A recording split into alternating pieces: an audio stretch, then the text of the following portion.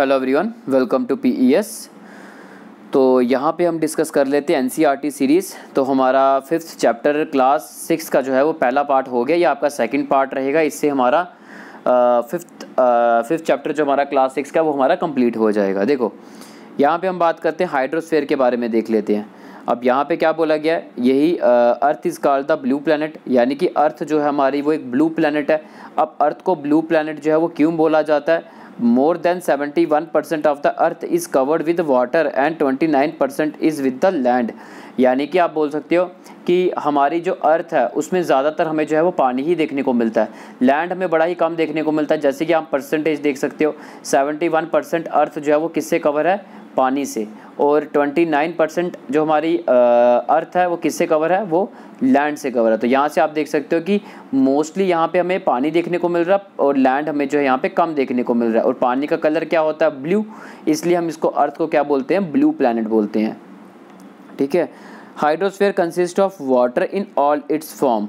ठीक है, तो वही चीज़ मैंने यहाँ बोली है कि इन्होंने कि हाइड्रोस्फीयर जो है हम लेते हैं, हाइड्रोस्फीयर जो का मतलब क्या होता है? पानी। और पानी वो किसी भी फॉर्म में हो सकता है। वो पानी रनिंग वाटर हो सकता है जो ओशन में जा रहा है, जो रनिंग वाटर रिवर्स में है, जो लेक्स में पानी पड़ा हुआ है, आइस जो हमारी शीट्स बनी हुई है ग्लेशियर्स में, क्योंकि वही जो ग्लेशियर्स बने हुए हैं आइस शीट्स हैं वो भी तो मेल्ट करेंगी ना, वो भी पानी में ही कन्वर्ट होंगी। उसको भी हम वाटर बोल सकते हैं इन सॉलिड फॉर्म। ठीक है, जैसे कि हम बात करें अंडरग्राउंड वाटर देख लो, वाटर वेपर देख लो, जो मॉइस्चर आप जिसको बोलते हैं, जो आपको बरसातों में देखने को मिलता है। ठीक है, तो ये सारा हम बोलेंगे ये सब हाइड्रोस्फीयर का पार्ट है। तो इन शॉर्ट हाइड्रोस्फीयर का पार्ट क्या है? रनिंग वाटर जो ओशन में जा रहा है, रनिंग वाटर जो हमारा रिवर्स में है, लेक्स का पानी, आइस शीट्स जो हमारे ग्लेशियर्स हैं उसका पानी। ठीक है, अंडरग्राउंड वाटर हो गया, वाटर वेपर्स हो गया हमारे एटमॉस्फेयर में, ये सब मिलाकर क्या बनाता है? हाइड्रोस्फीयर।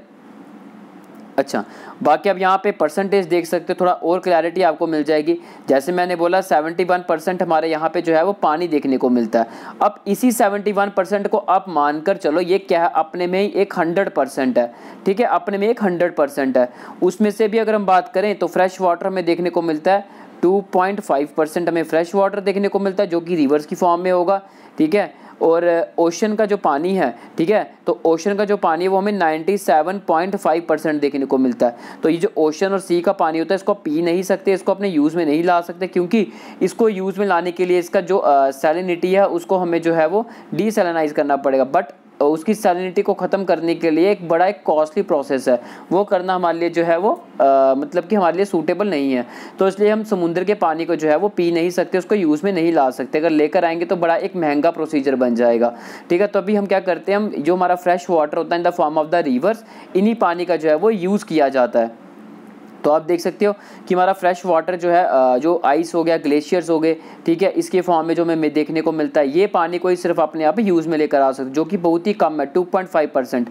और आज के टाइम पे आपको पता लोग क्या कर रहे हैं, इस पानी को भी जो गंदा करते जा रहे हैं, जिसके कारण जो बचा हुआ पानी है इसको भी बिल्कुल ही हमारा पानी जो 2.5% है उसका भी हम ये बोलेंगे यूज़ में कुछ % ही हमारे पानी आ रहा है। ठीक है, बाकी सारा हम गंदा कर रहे हैं। और कुछ पानी जो है वो सीज में जा रहा है, ओशन में जा रहा है फ्रेश वाटर। देखो रिवर्स जो है, अब रिवर्स जो भी पानी फ्लो करेगा तो अल्टीमेट पानी जाएगा कहाँ पे?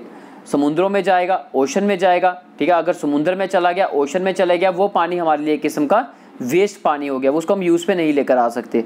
तो आप ये देख सकते हो जो हमारा फ्रेश वाटर 2.5% है, उसमें से भी हम पानी का जो मात्रा हम यूज़ पे ला रहे हैं बहुत ही एक मिनिमम अमाउंट में हम उसको यूज़ पे लेकर आ रहे हैं, क्योंकि इसका भी मेजर पार्ट जो है 2.5% का भी वो कुछ ओशन सीज में चला जाता है, जो कि हमारे लिए वेस्ट बन गया।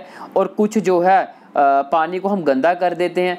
और ठीक है, तो इसके कारण हम ये बोलेंगे। और कुछ ग्लेशियर्स, कुछ आइस शीट्स बनी हुई हैं, जो पानी हमारे जो है यूज़ में नहीं आ पाता है। ठीक है, तो अब यहाँ पे ये बोलते हैं कुछ % ही पानी जिसको हम इंसान जो है वो क्या कर रहे हैं, अपने यूज़ में जो है वो लेकर आ रहे हैं।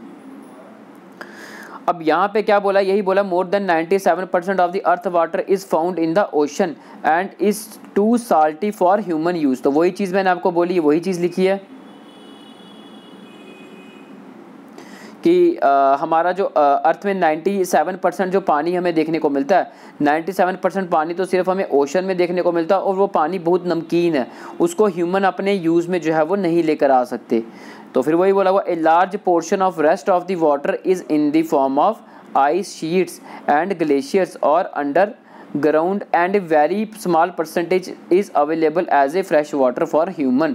तो यहाँ पे वही बोला, इसका 97% तो मैंने आपको बोल दिया, वो सारा पानी कौन सा है, ओशन का पानी, सी का पानी, जो कि नमकीन पानी है, जिसको हम यूज़ में नहीं ला सकते। अगर उसको यूज़ में लेकर आएंगे तो उसकी जो सैलिनिटी है उसको हमें क्या करना पड़ेगा, उसको ख़त्म करना पड़ेगा, और उसको ख़त्म करने के लिए बड़ा एक कॉस्टली प्रोसेस है, बड़ा एक महंगा प्रोसेस है, तो वो हम करना पसंद नहीं करेंगे।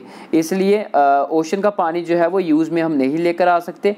तो फिर आ जाके हमारा फ्रेश वाटर बचता है। फ्रेश वाटर में कितना बचा, पीछे 2.5% बचा, उसमें से भी 2.5% में से भी कुछ पानी तो हम बोलेंगे ग्लेशियर्स की फॉर्म में, जो बर्फ़ में जमा हुआ है, उसको तो हम यूज़ में नहीं ला सकते ना, वो तो बर्फ़ बनी हुई है, इसको कैसे आप यूज़ में लाओगे, उसको तभी यूज़ में लाओगे जब वो ग्लेशियर मेल्ट करेंगे और वो रिवर्स में उसका पानी आएगा, तब जाके इसको यूज़ में लाओगे। बट करंटली उस ग्लेशियर का पानी को तो आप यूज़ में नहीं लेकर आ सकते ना, वो तो बर्फ़ बना हुआ है। वैसे ही हम बात करते हैं आइस शीट्स, देख लो, उसके पानी को भी आप यूज़ में नहीं लेकर आ सकते, वो भी बर्फ़ है, उसको भी आप यूज़ में नहीं ला सकते हो। और रही बात अंडरग्राउंड वाटर की, तो अंडरग्राउंड वाटर जो होता है हमारा, वो भी आपको पता है, अंडरग्राउंड वाटर जो है वो जो पीछे बचा हुआ है, तो वो पानी जो है उसको फिर आप वेल्स की फॉर्म में थोड़ा बहुत आप कन्वर्ट करोगे, जो वेल्स की फॉर्म में पानी जो है, ट्यूब वेल्स वगैरह, इनकी फॉर्म में पानी जो है वो आप ले पाओगे। बट मेजरली ये भी पानी अंडरग्राउंड वाटर जो है, ये भी हमारा यूज़ में जो है वो नहीं आ पाता है, कुछ परसेंट इसका जो है वो यूज़ में जो है वो आ पाता है। फिर हम बात करते हैं कि यहाँ पर हम ये बोलेंगे कि जो अवेलेबल है इंसान को पीने के लिए एज ए फ्रेश वाटर, वो बहुत एक स्मॉल परसेंटेज पीछे रह जाती है, क्योंकि 2.5% का भी मेजर पानी जो है वो यूज़ में नहीं आ पाता है, सिर्फ कुछ परसेंट ही रह जाता है 2.5% का, जो कि हम यूज़ में लाते हैं एज ए फ्रेश वाटर, जो ह्यूमन लाता है। ठीक है, बाकी आप यहाँ पे ये देख सकते हो कि कंपैरेटिव एक साइज़ देख सकते हो कॉन्टिनेंट्स के क्या साइज़ हैं। तो यहाँ पे आप साइज़ के बारे में हल्का सा आइडिया देख सकते हो।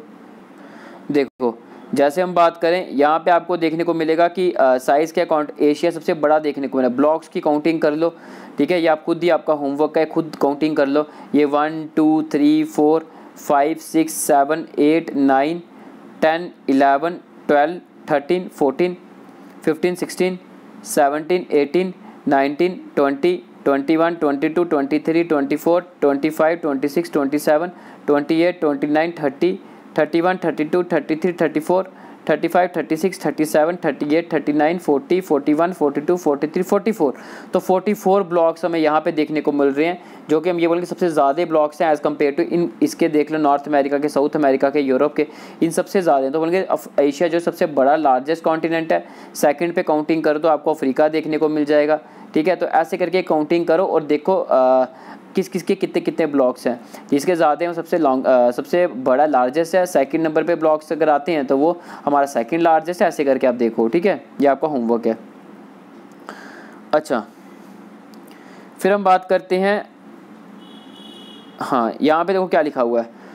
हम ये बोलते हैं despite being a blue planet. आप जैसे कि मैंने बोला कि हम अर्थ को क्या बोलते हैं, ब्लू प्लैनेट बोलते हैं। ब्लू प्लैनेट इसलिए बोलते हैं क्योंकि पानी का कलर क्या होता है, ब्लू, तो इसलिए हम ये बोलते हैं कि अर्थ में मेजरली जो है वो पानी वगैरह देखने को मिलता है, और उसी बेसिस में हम क्या बोलते हैं, पानी का कलर है ब्लू, तभी अर्थ को बोला जाता है ब्लू प्लैनेट। क्योंकि जब उसको एरियल व्यू ऊपर से आप देखोगे ना, तो आपको अर्थ पूरी एक ब्लू कलर की देखने को मिलेगी। वो क्यों, क्योंकि हमारा मेजरली पार्ट अर्थ में जो है वो पानी से बना हुआ है। ठीक है, तो इसलिए हम ये बोलेंगे कि अर्थ हमारी जो है इसको ब्लू प्लैनेट बोलते हैं। यहाँ पे ये बोला ब्लू प्लैनेट बोलने के बावजूद भी हम ये बोलेंगे फिर भी हमारे यहाँ पे वाटर की शॉर्टेज देखने को मिलती है, क्योंकि पानी देखो कितना ज़्यादा है, तभी तो अर्थ को ब्लू प्लैनेट बोला जाता है। फिर भी हमें पानी की जो है वो किल्लत देखने को मिलती है। जो फ्रेश वाटर बचा होता है उसका भी कुछ परसेंट ही हम पानी को जो है वो यूज़ में लेकर आते हैं। कुछ तो मैंने आपको बोल दिया, जो आइस शीट्स, ग्लेशियर्स है ना, इसी में ही जो है बर्फ़ बने हुए हैं, उसका तो यूज़ में नहीं लेकर आएंगे। अंडरग्राउंड वाटर भी सारा यूज़ में नहीं आता, कुछ परसेंट उसका जो है वो यूज़ में आ जाता है। फिर हम बात करते हैं, जैसे कि मैंने बोला आपको, कुछ हम पानी गंदा कर देते हैं, ठीक है, पोल्यूट कर देते हैं, वो भी पानी यूज़ में नहीं आता। कुछ पानी जो है वो समुद्रों में, ओशन में चला जाता है, ठीक है, वो भी पानी हमारे यूज़ में नहीं आता। तो आज जाके पीछे बचता है बड़ा एक मिनिमम अमाउंट ऑफ वाटर, वो भी 2.5% का भी कुछ मिनिमम अमाउंट बचता है, वही पानी को हम यूज़ में लेकर आते हैं। तो यहाँ पे वही बोला है, अब हम बोलते तो उसको ब्लू प्लैनेट है कि मतलब कि ये प्लैनेट पे अच्छा खासा पानी देखने को मिलता है, लेकिन ये बोलने के बावजूद भी यहाँ पे हमें जो है पानी की जो है वो किल्लत जो है वो देखने को मिलती है। ठीक है, तो ये आप इसके बारे में भी आइडिया रखो। नेक्स्ट हम देख लेते हैं, नेक्स्ट आया था हमारा ओशन के बारे में देख लेते हैं। तो यहाँ पे ये बोला ओशंस जो है, oceans are the major part of hydrosphere, they are all interconnected. तो ओशंस जो है आपको पता है हाइड्रोस्फीयर, मैंने आपको क्या बोला, हाइड्रोस्फीयर किससे मिलकर बना हुआ है, ओशन से, सी से, रिवर से, लेक से, पॉन्ड से, ठीक है, जो भी वाटर बॉडीज़ हैं, ग्लेशियर्स, ये सारा जितनी वाटर बॉडीज़ हैं, मॉइस्चर हो गया, ये जितनी भी वाटर बॉडीज़ हैं, इन सबसे मिलकर हमारा क्या बनता है, हाइड्रोस्फीयर। तो ये सारी चीज़ें हाइड्रोस्फीयर के अंदर आती हैं। तो यहाँ पे वही चीज़ बोली है, ओशन जो है हमारा मेजर पार्ट होता है हमारा हाइड्रोस्फीयर का।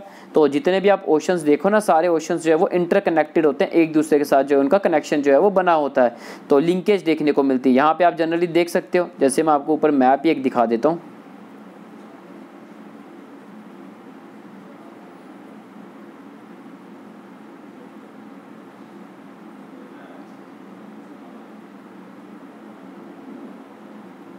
देखो ये थोड़ा मैप थोड़ा टिल्टेड है, थोड़ा एडजस्ट कर लो अपने हिसाब से। बाकी आप एनसीईआरटी आपने खोली ही होगी, वहाँ पे आप खुद भी देख सकते हो। देखो ये आ गया जी आपका, ये देखो ये आ गया जी आपका पैसिफिक ओशन, ठीक है। ये देखो इधर आ रहा आपका अटलांटिक ओशन, है ना। तो अब देखो ये पैसिफिक ओशन जो है वो अटलांटिक ओशन से जो है वो कनेक्टेड है, ठीक है, ये कनेक्शन देखने को मिल रहा है, इंटरकनेक्टेड है। वैसे ही अटलांटिक ओशन देख लो, ये आ गया आपका इंडियन ओशन। तो अटलांटिक ओशन इंडियन ओशन से कनेक्टेड है, अटलांटिक ओशन सदर्न ओशन से कनेक्टेड है, इंडियन ओशन सदर्न ओशन से कनेक्टेड है, यही अटलांटिक ओशन आर्कटिक ओशन से कनेक्टेड है। और जैसे देख लो फिर आ गया यहाँ पे आपका पैसिफिक ओशन बैक साइड पे, इंडियन ओशन पैसिफिक ओशन से कनेक्टेड है। तो आप ये सारा देख सकते हो, ठीक है। तो बाकी देख लो ये हमारा इंडियन ओशन आ गया, ये यहाँ पे अरेबियन सी है, ये आपका बे ऑफ बंगाल। तो सीज़ वगैरह जो है वो भी हमारे ओशन के साथ जो है वो कनेक्टेड है। तो आप यहाँ पे ये बोल सकते हो कि हमारे यहाँ पे जितने भी ओशंस हैं, जितनी भी हमारे सीज़ हैं, वो एक दूसरे के साथ जो उनका इंटरकनेक्शन जो है वो बना हुआ है, ठीक है। तो ये आप हल्का सा इसके बारे में भी याद रखो। अच्छा, अब हम देखते हैं the ocean water are always moving. तो आपको ये पता है हमारा जो ओशन का जो पानी है ये हमारा मूव करता रहता है, ठीक है। ओशन का पानी जो है वो हमारा स्टैटिक नहीं होता, ये मूव करता रहता है। तो जैसे कि हम यहाँ पे ही आप देखो, जैसे कि हमने यहाँ पे देखा, ये देखो पैसिफिक ओशन है। अब ये पानी एक ही जगह थोड़ी ना रुका रहेगा, ये पानी मूव करता जाएगा। ओशन करंट्स होती हैं वो मूव करती जाती हैं, ठीक है। तो ये यहाँ पे जा रही है, यहाँ पे जा रही है, ठीक है। वैसे अटलांटिक ओशन की भी यहाँ पे जा रही है, ऐसे पानी मूव कर रहा है। तो पानी आपको कभी भी स्टैगनेंट देखने को नहीं मिलता, ठहराव देखने को नहीं मिलता पानी में, पानी जो है वो मूव करता रहता है। तो यहाँ पर वही चीज़ बोला, ओशन वाटर जो हैं वो हमारे हमेशा जो है वो मूव करते हैं। फिर हम बात करते हैं the three chief movements of the ocean water are waves, tides and ocean currents. तो मेन तीन आप ये बोलोगे कि तीन मेन जो हमारे पीछे आप बोल सकते हो कि एक फोर्स होती है जो कि पानी को मूव करवाती है। वो क्या होती है, एक तो वेव्स होती है, ठीक है, एक वेव्स होती है, एक टाइड्स होती है और एक ओशन करंट्स होती हैं।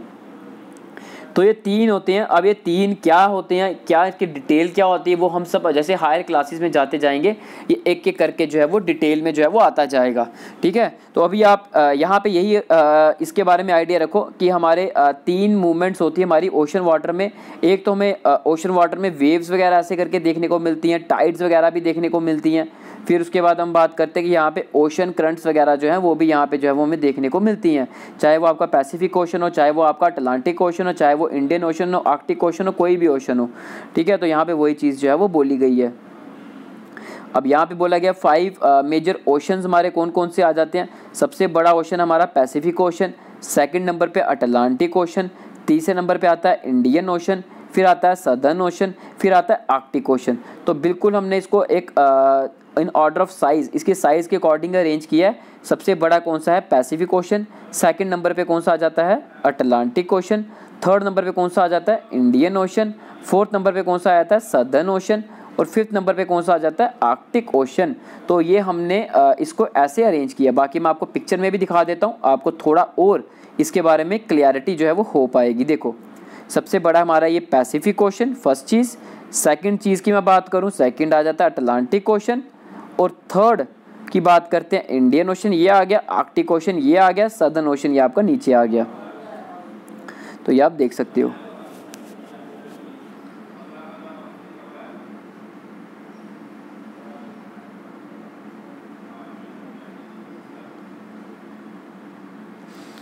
देखो फिर हम बात करें Pacific ocean is the largest ocean, वही चीज़ मैंने बोली, पैसिफिक ओशन जो हमारा है लार्जेस्ट ओशन होता है, तो हम ये बोलेंगे it is spread over 1/3 of the अर्थ, यानी कि हमारा जो पैसिफिक ओशन होता है, हमारा अर्थ जितना भी है ना उसका हम ये बोलेंगे 1/3 पार्ट जो हमारा अर्थ का है वो सारा कवर है किससे, पैसिफिक ओशन से। यानी कि कहने का मतलब ये हुआ, अगर मैं बात करूं ये पूरी अर्थ है, ये 100% अर्थ को मैं मानकर चलता हूं, उसमें से पैसिफिक ओशन जो है वो कितने एरिया को कवर करता है, 1/3 निकाल लो, अब 100% का कितना निकलता है, 1/3 इंटू 100 कर लो, ठीक है, 3 3 ज़ा 9, ठीक है, तो ये आ गया 33। अब ये हमारा 33% पॉइंट समथिंग जो है वो हमारा पैसिफिक ओशन जो है वो कवर करता है, या फिर आप बोल सकते हो कि 1/3 पार्ट जो है हमारा पूरे अर्थ का वो कवर कौन करता है, वो हमारा पैसिफिक ओशन जो है वो कवर करता है।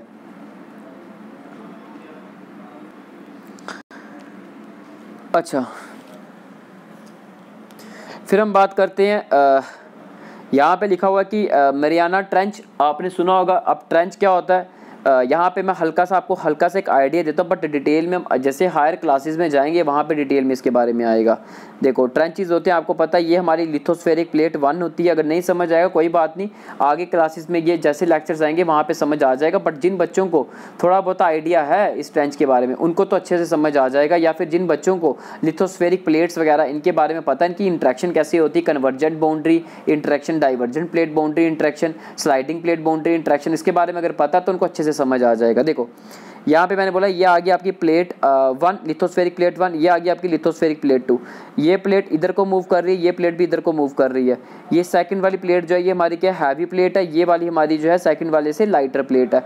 तो पता हैवी है तो हैवी क्या कर जाएगी, सबडक्ट कर जाएगी, नीचे जो है वो डूब जाएगी। नीचे जो है वो क्या है, यहाँ पे सारा एस्थेनोस्फेयर पड़ा हुआ है। एस्थेनोस्फेयर क्या होता है वो मत अभी जानो, बस यही जानो एक किस्म का लिक्विड होता है, उसके ऊपर ये फ्लो करती है, और ये एक एस्थेनोस्फेयर जो है ल्यूब्रिकेशन जो है प्रोवाइड करता है इन लिथोस्फेरिक प्लेट्स को, इनको मूवमेंट प्रोवाइड करता है, ठीक है। तो ये बेसिकली प्लेट जो है ये मूव करती है एस्थेनोस्फेयर के ऊपर, एस्थेनोस्फेयर इसको जो है मूव करवाता है, इसको एक मोशन प्रोवाइड करता है। जैसे आपने देखा ना, आप फर्श के ऊपर क्या करते हो, पानी वगैरह फेंक देते हो, ठीक है, जब आप चलते हो तो आपको फ्रिक्शन जो है वो कम हो जाती है, आप स्लिप करके नीचे गिर जाते हो, है ना, वो क्या आपको उस पानी ने एक मूवमेंट प्रोवाइड की। वैसे यहाँ पे एक एस्थेनोस्फेयर क्या करता है, ल्यूब्रिकेशन है, ये एक मूवमेंट प्रोवाइड करता है लिथोस्फेरिक प्लेट को। तो हम ये बोलेंगे ये सेकंड वाली हमारी हैवी प्लेट है, तो हैवी सबडक्ट कर जाएगी, सबडक्ट करके ऐसे नीचे चले जाएगी, ठीक है। जब नीचे चल जाएगी शेप कैसी बनेगी वो दिखाता हूँ मैं आपको। देखो ये प्लेट 1 थी, ये सेकंड आई, सेकंड ऐसे करके नीचे चलेगी, ठीक है, यहाँ से लो इसे, ये ऐसे करके नीचे चलेगी, ये आपको वी शेप देखने को मिली।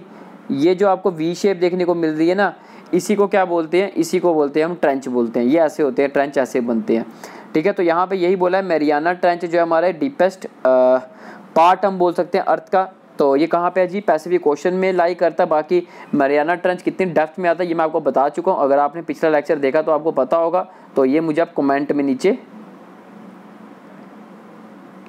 कमेंट में ये मेरे को आप बताओ, ठीक है। अच्छा, फिर हम बात करते हैं कि पैसिफिक ओशन को अगर आप ध्यान से देखो ना, पूरा एक सर्कुलर शेप में देखने को मिलता है। जैसे कि अभी मैं आपको मैप में भी दिखा देता हूँ, और एक चीज़ मैं आपको बता दूँ, विदाउट मैप ज्योग्राफी को पढ़ना एक बेकार बात है। आप बिना मैप के ज्योग्राफी को पढ़ना एक सही बात नहीं है। तो इसलिए हम ज्योग्राफी को जब भी पढ़ेंगे मैप के साथ ही पढ़ेंगे, उससे अच्छी क्लैरिटी बनती है। देखो यहाँ पे हम देखें पैसिफिक ओशन पूरा एक सर्कल के हिसाब से ऐसे देखने को मिल रहा है ना, ये देखो ये पूरा सर्कल है, ये भी पीछे बैक साइड भी जाएगा, क्योंकि ग्लोब है ना, ग्लोब कैसा होता है, गोल होता है, ये बिल्कुल चार्ट है तभी आपको ऐसे फ्लैट देखने को मिल रहा है। 2D डायमेंशन है, अभी 3D डायमेंशन में अगर हम बात करें वहाँ पे ग्लोब पूरा 3D डायमेंशन में ये आपको पीछे कनेक्ट होता है, वो देख रहे हो पैसिफिक ओशन यही पीछे जो हमने देखा अभी उसके साथ कनेक्टेड है। तो ये देखो ये पैसिफिक ओशन पूरा एक गोले के टाइप से देखने को मिल रहा है, सर्कल के टाइप से, ओवल टाइप से देखने को मिल रहा है। तो यहाँ पे वही चीज़ बोला, और पैसिफिक ओशन जो है वो क्या है, एक सर्कुलर शेप हमारा होता है।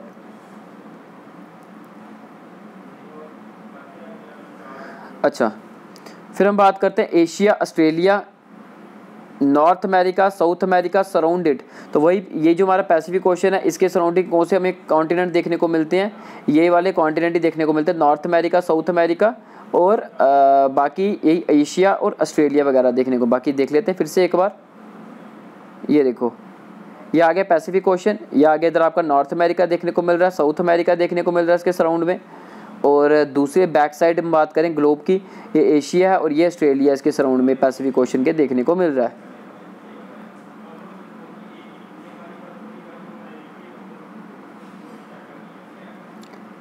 अच्छा, फिर हम बात करते हैं बाकी, look at the map and find out the location of the continent around the Pacific ocean. तो ये मैंने आपको बता दिया। तो अब हम देख लेते हैं अटलांटिक ओशन की बात करते हैं। तो सबसे लार्जेस्ट ओशन कौन सा मैंने बताया आपको, Pacific ocean. Second largest ocean हमारा कौन सा बन जाता है हमारे वर्ल्ड का, वो है जी अटलांटिक ओशन, हमारा सेकंड लार्जेस्ट ओशन है। और उसकी शेप कैसी होती है, एस शेप होती है, ऐसे होता है हमारा पूरा अटलांटिक ओशन, एस शेप का होता है। बाकी यहाँ पे मैं आपको शेप इसकी दिखा देता हूँ, यहाँ पे दिख जाएगी। बाकी यार ये थोड़े पिक्चर थोड़ी टेढ़ी है, आप अपनी एनसीईआरटी में देखोगे ना, वहाँ पे आपको बिल्कुल सही क्लैरिटी हो जाएगी। देखो ये पूरा एस शेप देखने को मिल रहा है ना, ये देखो, है ना, ये अटलांटिक ओशन पूरा आपको एस शेप देखने को मिल रहा है ऐसे करके। तो इसलिए बोलते हैं ये क्या है, एस शेप हमारा अटलांटिक ओशन होता है। देखो यार मैं आपको बिल्कुल एक स्पून फीडिंग टाइप से पढ़ा रहा हूँ, एक एक लाइन एक एक वर्ड सारा लेकर चल रहे हैं, जिससे कि मैं ये चाहता हूँ आपका कोई भी लाइन छूटनी नहीं चाहिए, ताकि आपकी एक एक लाइन एक एक वर्ड आपका जो है वो कवर हो जाए। ठीक है, तो इतना डिटेल में कोई नहीं करवाता, तो आपको मैं बड़ा एक बेसिक मेरे को आपका जो है वो तैयार करना, क्योंकि मुझे ये पता है बेसिक एक बार तैयार हो जाए ना, तो आगे जो पढ़ना बड़ा एक ईजी बन जाता है, फिर दिमाग में क्वेश्चंस आना कम हो जाते हैं। देखो फिर हम बात करते हैं, ये एक एस शेप है, तो वही it is flanked by north and south America on western side and Europe and Africa on the eastern side. ठीक है, अब यहाँ पे हम बात करें, वही चीज़ फ्लैंक्ड है, जैसे कि ये देखो ये पैसिफिक ओशन है, ये नॉर्थ अमेरिका बिल्कुल यहाँ पे अंदर गया हुआ पानी के अंदर, इसका कोस्टल रीजन पानी के अंदर है, इसका भी कोस्टल रीजन पानी के अंदर है। ठीक है, क्योंकि आपको पता है यहाँ पे हमारी माउंटेन्स आती है, रॉकी माउंटेन, एंडीज माउंटेन, तो ये हम बोलेंगे कुछ पार्ट जो है पानी के अंदर है पैसिफिक ओशन की, ये भी कुछ पानी के अंदर फ्लैंक्ड है, पानी के अंदर है। तो इस साइड से अगर हम बात करें, वैसे ही एशिया का भी ये पार्ट आता है और ऑस्ट्रेलिया का भी आता है हमारा पैसिफिक ओशन के। ठीक है, तो यहाँ पे भी माउंटेन्स है, तो ये आप देख सकते हो। बाकी कौन सी माउंटेन है, थोड़ा इसको जूम कर लेते हैं, ग्रेट डिवाइडिंग रेंज जो ऑस्ट्रेलिया में देखने को मिलती है।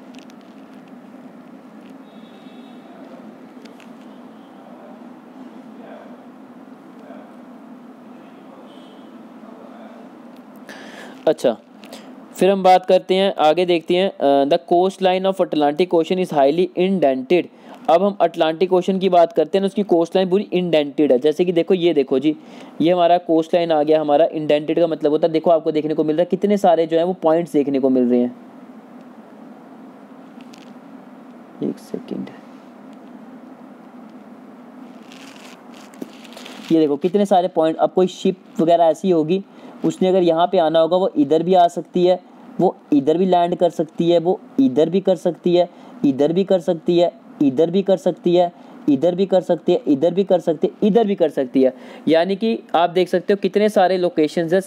जो शिप जो भी जहाज होगा, समुद्री जहाज है, उसने यहाँ पे जो है वो आके जो है वो रुकना है। तो आपको पता है, ये जो भी हमारे कार्गोज होते हैं वो क्या करते हैं, अच्छा खासा लोड होता है इनके ऊपर, अच्छा खासा जो है सामान वगैरह जो उसका एक्सपोर्ट किया जाता है। सपोज करो अमेरिका ने कोई सामान भेजना है यहाँ पे, ठीक है, तो यहाँ पे कोई सामान भेजना है, तो आपको पता है यूके अगर सामान भेजेंगे या यूरोप वाली साइड कोई सामान भेजेंगे, तो यहाँ पे हम ये बोलेंगे कि इनका कोस्ट इस टाइप के है कि यहाँ पे भी अगर लैंड करवा दिया जाए, जैसे कि यहाँ पे भी अगर इन सामान को उतार दिया जाए, तो हम ये बोलेंगे इनका फ्यूल जो है वो बचेगा। यहाँ जो जाना था वहाँ जाने की ज़रूरत नहीं है, जो कि मैं ये देखो ये मैं शेड करूँ, यहाँ जाने की ज़रूरत नहीं है, यहीं पे सामान को जो है वो उतार दिया जाएगा और यहीं से सामान फिर अंदर जो है वो बेच दिया जाएगा। तो उससे फ्यूल भी जो है, जो भी जहाज़ होगा समुद्री जहाज़, उसका जो फ्यूल वगैरह जो है, कार्गो जो है, उसका जो फ्यूल है वो सेव कर सकते कई हद तक। तो इंडेंटेड कोस्ट लाइन हमें जो है वो अटलांटिक ओशन के अंदर जो है वो देखने को मिलती है। तभी आप देखते हो कि अटलांटिक ओशन हमारा बिजिएस्ट ओशन बोला जाता है।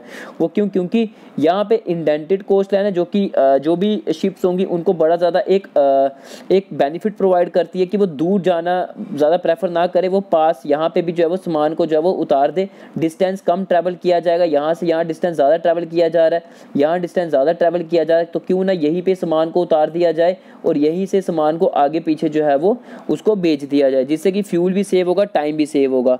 तो हम ये बोलेंगे, तभी हम बोलते हैं अटलांटिक ओशन जो है बिजिएस्ट ओशन देखने को मिलता है, अच्छा खासा यहाँ पे जो है वो ट्रेड वगैरह जो है वो देखने को मिलता है, और हम ये बोलेंगे ये एक इंडेंटेड कोस्ट लाइन इसके पीछे सबसे बड़ा एक मेन कारण बन जाता है। तो यहाँ पे वही चीज़ें मैंने आपको सारा डिटेल में समझा दिया। बाकी यार जो चीज़ें मैं बताता हूँ ये हायर क्लासेस में सब कुछ आगे आता है, बट कुछ चीज़ें मैं आपको जब यहाँ पे बताता हूँ तो वो भी इसके बारे में भी आपको मैं एक्सप्लेन कर देता हूँ।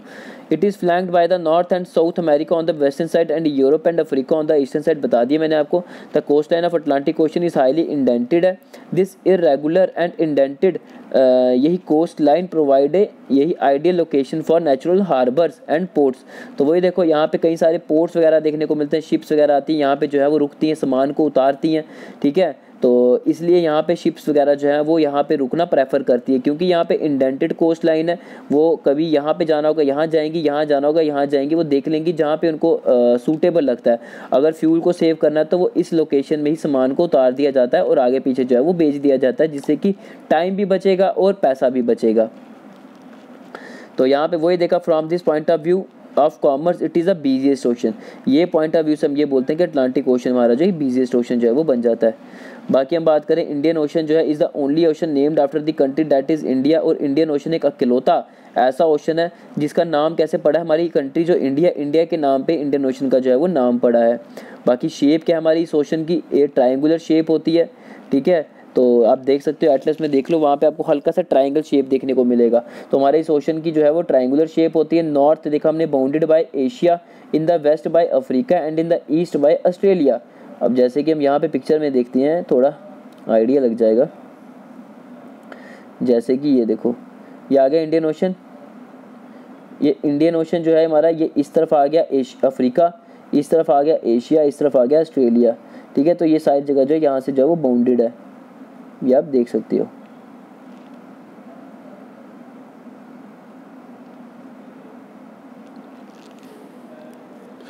अच्छा, फिर हम बात करते हैं सदर्न ओशन की बात कर लेते हैं। And circle the continent of Antarctica and extend northward to 60 degree south latitude, ठीक है। तो हम ये बोलेंगे ये सदर्न ओशन जो है वो एनसर्कल करता है हमारा अंटार्कटिका कॉन्टिनेंट को, और ये कहाँ तक जाता है 60 डिग्री साउथ लैटिट्यूड तक ये एक्सटेंड करता है। इसको भी देख लेते हैं। ये देखो, ये आ गया अंटार्कटिका, ये आ गया सदर्न ओशन। और सदर्न ओशन जो है वो कहाँ तक है, जैसे कि हम देख सकते हैं, ये ले लो जी आपका ये 60 डिग्री, ठीक है। ये आपका पूरा 60 डिग्री जा रहा है, यहाँ तक पूरा एक्सटेंड हुआ है। ये नीचे ये पूरा ये अंटार्कटिका है ना, अंटार्कटिका के ये देखो, ये बगल सराउंडिंग देखो, ये इधर देखो, ये सारा सदर्न ओशन है। तो बोलेंगे 60 डिग्री तक जो है यहाँ तक पूरा जो है वो सदर्न ओशन जो है वो देखने को मिलता है, जो कि अंटार्कटिका कॉन्टिनेंट के सराउंडिंग में देखने को मिलता है, ठीक है। तो 60 डिग्री साउथ लैटिट्यूड तक ये एक्सटेंशन इसकी जो है वो है। अच्छा, फिर आता है जी अगला आर्कटिक ओशन की बात आती है। Arctic ocean is located within the Arctic circle and surround the north pole. तो वही इसको देख लेते हैं, इसको मैप में पहले पढ़ लेते हैं यहाँ पे, फिर मैप में इकट्ठा देखते हैं। तो आर्कटिक ओशन जो है वो हमारा आर्कटिक सर्कल में लोकेटेड है, और वो नॉर्थ पोल जो है हमारा उसके सराउंडिंग पूरा देखने को मिल रहा है। It is connected with the Pacific ocean by narrow stretch of shallow water known as Bering strait. तो बेरिंग स्ट्रेट जो है, तो ये एक स्ट्रेट है जो कि एक छोटा सा एक स्ट्रेच है पानी का छोटा सा, वो कनेक्ट करता है पैसिफिक ओशन के साथ इसको, आर्कटिक ओशन को। It is bounded by north coast of north America and Eurasia. तो इसके सराउंडिंग में देखने को मिलता है यूरेशिया मैंने क्या बताया, यूरोप प्लस एशिया दोनों को मिलाकर क्या बनता है यूरेशिया। तो यूरोप और एशिया के लैंडमार्क्स को इकट्ठा हम बात करें तो बोलते हैं हम यूरेशिया। तो यूरेशिया से सराउंडिंग है और हम नॉर्थ अमेरिका से ये सराउंडिंग है। बाकी मैप में भी देख लेते हैं इसे। ये देखो, ये आ गया जी आर्कटिक ओशन, ये आर्कटिक ओशन, ये यूरोप आ गया प्लस एशिया, तो बन गया क्या, यूरेशिया। तो यूरेशिया हो गया, जैसे कि आप देख सकते हो, ये देखो, ये एशिया की कोस्ट लाइन, ये आ गई यूरोप की कोस्ट लाइन, दोनों को मिलाकर क्या बनता है यूरेशिया। तो इससे सराउंडिंग है। और हम ये बात करते हैं कि आर्कटिक ओशन जो है इस तरफ आ गया नॉर्थ अमेरिका की कोस्ट लाइन, तो इससे भी सराउंडिंग है, ठीक है। तो हम ये बोलेंगे नॉर्थ अमेरिका और यूरेशिया, इसके बगल में हमें देखने को मिलता है क्या, आर्कटिक ओशन, ठीक है। तो यहाँ से हमारा आर्कटिक ओशन भी कंप्लीट होता है। नेक्स्ट आएगा आपका टॉपिक क्या, एटमॉस्फेयर के बारे में। तो 30 मिनट की वीडियो रखते हैं, ज़्यादा लंबी नहीं करते हैं, तो इतना ही रखते हैं। तो नेक्स्ट वीडियो हमारी एटमॉस्फेयर की होगी, तो इसको भी नेक्स्ट वीडियो में जो है वो कवर कर लिया जाएगा, ठीक है। चलो मिलते हैं नेक्स्ट लेक्चर में। Okay, thank you, bye.